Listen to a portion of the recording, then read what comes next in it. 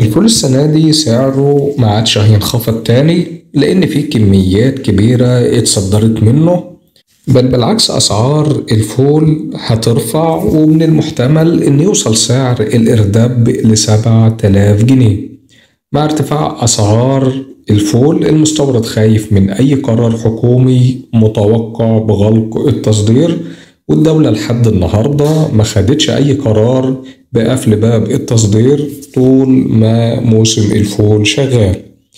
الكميات أغلبها بتتصدر أول بأول، وخصوصا بتتصدر للسودان وأوروبا ودول الخليج.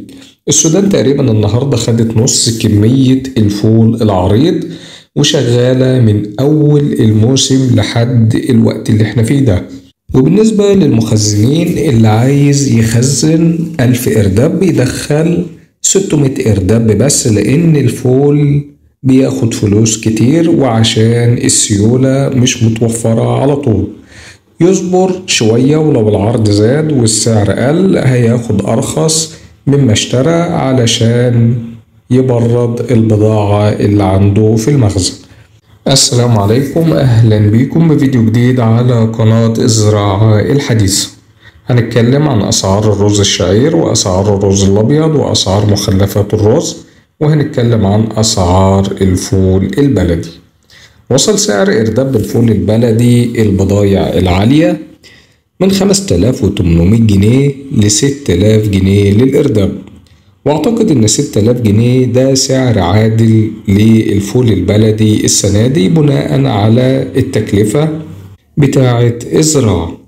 اما بالنسبة لأسعار الرز اليوم، وصل سعر الرز الشعير العريض وصل للمضرب متوسط سعر الطن 17100 جنيه.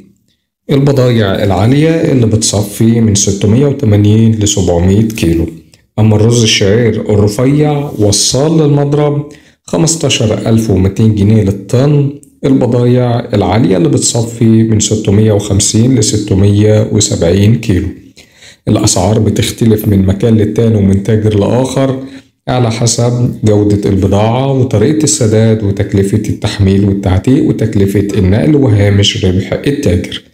أما بالنسبة لأسعار الرز الأبيض، الرز الأبيض العريض من أرض المضرب البضائع العالية المخدومة كويس زيت وبخار وسورتكس من 26800 جنيه ل 27000 جنيه للطن. أما الرز الأبيض الرفيع من أرض المضرب البضائع العالية شكارة كمبيوتر مخدومة كويس من المضرب 23800 جنيه للطن.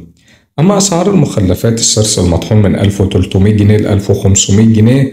سعر الكونة 12800. كسر الرز الناعم من 13000 ل 13200 جنيه على حسب جودة وخشانة الكسر. والسلام عليكم ورحمة الله وبركاته.